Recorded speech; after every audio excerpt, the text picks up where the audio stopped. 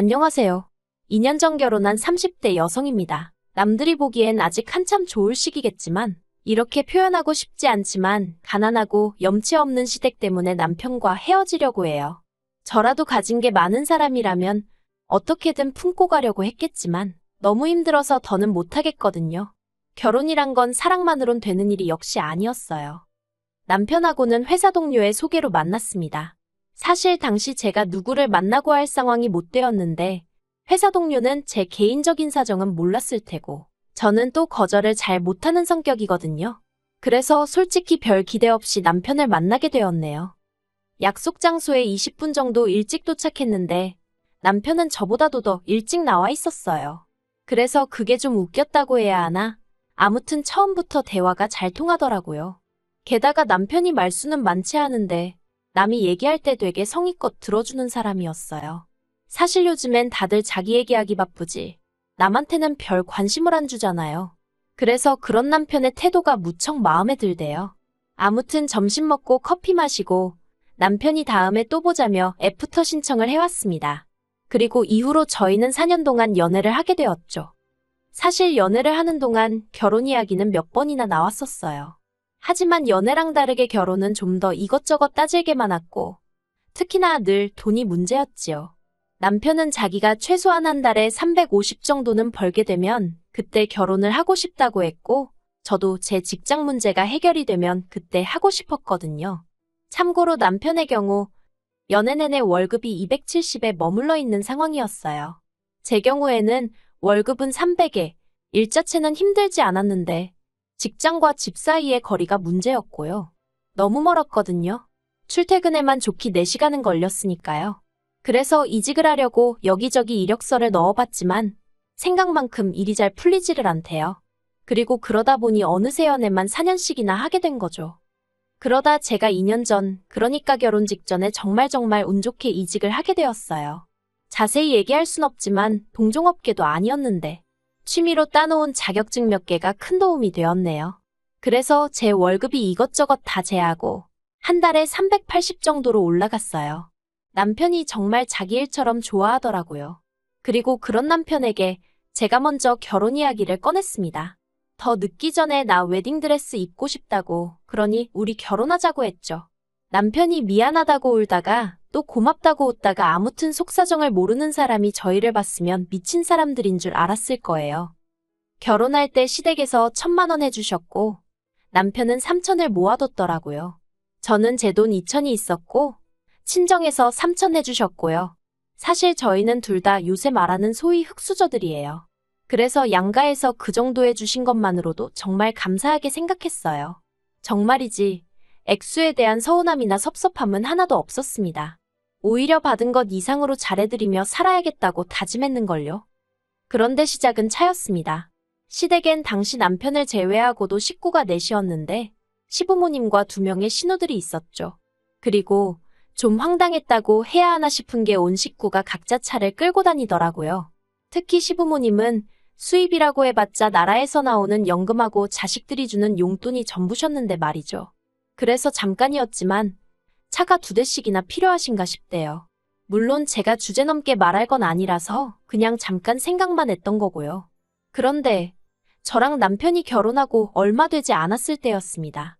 당시 남편이 끌고 다니던 차가 말 그대로 폐차 직전의 수준이었고 그래서 일단 제 차를 갖고 다니라고 했었는데 남편이 그건 아닌 것 같다면서 제 차 타는 걸 무척 불편하게 생각하더라고요. 그리고 이 와중에 어떻게 얘기가 진행된 건지는 잘 모르겠지만 어머님이 당신들 차 한 대를 가져가라셨습니다. 공짜로 주시겠다면서요. 그런데 받아오는 게 맞나 싶었던 게 어머님이 주신다는 차도 남편 차 못지않게 낡은 차였거든요. 그러니 제 입장에선 굳이 이런 걸 받아서 나중에 차를 존내받았네 소리가 나오진 않을지 상황 자체가 탐탁치 않았어요. 하지만 남편이 시부모님이 좋은 뜻으로 주신다는 건데 그냥 기분 좋게 받아오면 안 되겠냐 하대요. 뭐 그래도 꾸역꾸역 따져보면 자기 차보다는 낫다면서요. 그런데 그렇게 받아온 차는 생각했던 것보다 훨씬 사정이 좋지 않았습니다. 남편은 괜찮다 했지만 카센터에 가져가니 이것저것 고치는 비용만 400을 부르더라고요. 그래서 제가 남편더러 차라리 폐차하는 게 낫지 않겠냐니까 저더러 뭘 모른다면서 400으로 차를 살 수 있냐고 화를 내는데 솔직히 사귀는 동안에도 다툼이 아예 없던 것은 아니지만 왠지 화를 내는 남편의 모습이 낯설게 느껴졌어요. 그리고 나중에서야 느꼈지만 주제나 상황이 뭐건 간에 시댁하고 관련이 있으면 남편은 쉽게 매번 버럭버럭 하더라고요. 돌이켜 생각해보니 자격지심이었나 싶기도 하네요. 아무튼 그래서 그 차를 기어이 400만 원이랑 큰돈을 주고 고쳤는데 더 황당한 건 이후에 시부모님이 보이신 행동이었어요. 시댁과 저희 집은 차로 30분 정도 걸리는 거리로 멀지는 않지만 결코 가까운 거리도 아니었거든요. 그런데 저희가 차를 고친 이후로 걸핏하면 차를 써야 하는 상황이라면서 전화 남편에게 전날 밤에 차를 주고 가라고 하시질 않나, 다른 차가 상태가 안 좋아서 그러니 빌려달라고 하시지를 않나. 어찌나 차를 가지고 이리저리 사람을 부르시는지 오히려 더 불편한 상황이 되어버린 거죠. 그래서 결국은 참다 못해 남편한테 차를 주셨으면 주신 거지 이건 뭐 어머님 아버님이 쓰시는 날이 더 많다고 한마디 했네요. 그랬더니 필요하면 가족끼리 빌려주기도 하고 그런 거지. 저더러 연애할 땐 몰랐는데 생각보다 되게 야박한 애어쩌네 그러더라고요. 참나, 어이도 없고 기가 막혀서 말이 안 나오대요? 그런데 남편은 자기 화를 못 삭히고 혼자 계속해서 울그락불그락 하더니 안 되겠다며 그냥 그 차 시부모님께 돌려드려야겠답니다. 그리고 저는 돈 400이 생각나. 너무 아깝더라고요. 그런데 그 400 때문에 안 된다고 하면 또 남편이 난리를 칠 것 같고 그래서 그래. 좋은 일 한 셈 치자 생각하고 그러라 했습니다. 그러다 얼마 후 제 회사에서 제 앞으로 차가 한 대 나왔어요. 제 직군이 영업직은 아닌데 업무 특성상 고객들을 밖에서 만나야 하는 일이 잦았거든요. 현장 방문을 해야 하는 경우도 많았고요. 그래서 지원이 나온 거였죠. 그런데 남편이 되게 부러워하대요. 그리고는 앞으로 자기가 끌고 다니면 안 되냐입니다. 필요할 때는 시부모님도 빌려드렸으면 좋겠다면서요. 가뜩이나 시부모님 차나 자기 차나 언제 퍼질지 몰라 불안불안했다나? 말 그대로 떡줄 사람은 생각도 안 하고 있는데 혼자 김칫국을 한 사발 들이키고 있더라니까요. 저는 그런 남편에게 회사 지원으로 나온 차라서 안 된다고 딱 잘랐어요. 괜히 책 잡힐 일은 하고 싶지 않다 했죠. 그랬더니 한다는 말이 안 되는 게 아니라 방법을 찾아볼 생각이 없는 거라면서 저더러 지밖에 모른다고 야박하다고 그러대요. 그래도 이후로 그럭저럭 지냈습니다. 원래 부부끼리 싸우기도 하고 또 풀어지기도 하는 거라더니 이런 건가 보다 하고 지냈죠. 그런데 올해 초였어요. 시부모님이 며칠 전부터 입맛이 없네, 속이 안 좋네 하셨는데 갑자기 고기가 드시고 싶다고 하시더라고요. 그러자 남편은 이럴 때 챙겨드려야 된다면서 시댁에 가자고 했고 그래서 뭐 한 끼 외식 시켜드린다 생각하고 따라 나섰죠. 그런데 시부모님께서 뜻밖의 이야기를 꺼내셨습니다. 요 근래 왜 이렇게 몸이 처지나 했더니 그게 다 마음이 힘들어서 그런 것 같다 하시며 해외여행을 다녀오고 싶으시다는 거예요. 그러면서 한 200만 원만 달라나요? 게다가 덧붙이시기를 시동생들한테는 당신들이 달라고 했다고 하지 말고 저희가 먼저 보내드린다고 했다고 얘기를 하랍니다. 동생들한테 먼저 모범이 되어야 애들도 뭔가 배우는 게 있지 않겠냐면서요. 당황스러웠어요. 그래서 제가 시부모님께 남편하고 상의해보겠다고 하곤 남편 표정을 슬쩍 봤는데 표정이 굉장히 어둡고 언짢아 보이더라고요. 그래서 저는 시부모님의 부탁이 남편에게도 부담스러웠나 보다고 생각했습니다. 그런데 그건 제 착각이었어요. 시댁에서 나와 집으로 돌아오는 길에 남편이 저한테 먼저 말을 걸기를 상의해보겠다는 게 무슨 뜻이냐대요. 그냥 기분 좋게 당연히 보내드려야죠. 그렇게 말할 수는 없었냐면서요. 어이가 없어서 지금 우리 형편의 시부모님이 200만 원만 달라 하시면 척척 내드릴 만큼 여유가 있는 게 아닌데 무슨 기분 좋게 당연히 보내드리겠단 소리를 하냐고, 말이 되냐고 그랬어요. 그랬더니 남편이 시부모님은 이날이 때까지 제대로 어디 놀러도 못 다니고 사셨는데 불쌍하지도 않냐며 저한테 막 소리를 지르대요. 이때는 저도 정말 화가 머리 꼭대기까지 나서 나 때문에 여행을 못 다니셨냐고 왜 나한테 짜증이냐 그랬어요. 그리고는 여행 보내드릴 거면 당신 능력으로 보내드리던지 알아서 하라고. 이건 뭐 상의도 아니고 무조건 나만 나쁜 사람을 만드니 대화하고 싶지 않다 했습니다. 그랬더니 남편이 저더러 진짜 못됐다면서 친정에 하는 거랑 너무 비교된다나요? 사실 그 무렵 친정부모님이 여행을 다녀오셨어요. 해외도 아니고 제주도로요. 그리고 자식된 입장에서 그래도 모처럼 여행을 가신다는데 말로만 잘 다녀오세요 하기가 그렇더라고요. 그래서 제가 30만 원 챙겨드렸습니다. 솔직히 결혼한 이후로 친정부모님이 저희에게 물질적으로 잘해주신 건 없었어도 틈틈이 저희 남편이 좋아한다 하니까 김치도 보내주시고 비싼 건 아니어도 제철 과일도 보내주시고 그래서 모처럼 챙겨드려 봤어요. 하지만 30만 원 드린 거랑 해외여행 간다고 200만 원 내놓으라는 거랑 비교를 하는 건 말이 안 되잖아요. 그리고 이 일로 저는 저희 결혼 생활에 무척이나 회의감을 느끼게 되었습니다. 사실 청약통장 때문이긴 했어도 혼인신고도 안 한 상황이었는데 돈 관리도 따로 하자고 결론이 나버렸거든요. 그리고 이건 사실 조금 철없이 들릴 수도 있지만 일하는 스케줄도 저는 9시 출근 6시 퇴근이 기본이었던 반면 남편은 아무래도 직업 특성상 11시에 출근해서 10시는 돼야 집에 왔어요. 게다가 남편은 주말에도 출근을 하다 보니 같이 시간을 보낼 수가 없었죠. 그래도 연애 때는 남편이 어떻게든 짬을 만들어 저랑 시간을 보내려고 했었지만 결혼 후에는 그런 노력도 별로 없었고요. 물론 그걸 탓하는 건 아닙니다. 남편도 다 잘 살아보려고 그랬던 거니까요. 하지만 뭐랄까, 자꾸 부딪히다 보니까 사소한 것도 서운해지고 이게 내가 그려온 결혼 생활이 아닌데 하는 생각이 점점 잦아지니 여러 가지로 감당하기가 힘들어지대요.